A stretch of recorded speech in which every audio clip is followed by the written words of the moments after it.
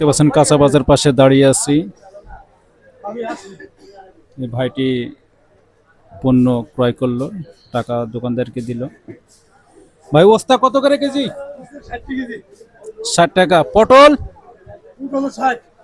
কাঁচামরিচ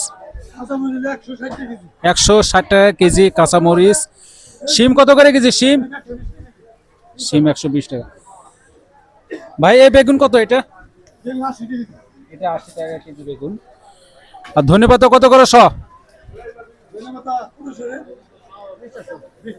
25-30 টাকা শ নাকি? 30 টাকা শ। শশা 40 টাকা কেজি। পেঁয়াজ কত করে কেজি এখন? পেঁয়াজ 80 টাকা কেজি। আলু 20 আর 25। এই তো কাঁচা বাজারের অবস্থা। যতই দাম হোক তারপরও শ্রোতারা কিনে খেতে হচ্ছে, যেহেতু পেট আছে খেতে হবে। তো এইভাবে জীবনটা অতিবাহিত করতে হবে। তো প্রিয় দর্শক শ্রোতা, আজ এই পর্যন্ত। ভিডিওটি ভালো লাগে থাকলে শেয়ার করে দিবেন।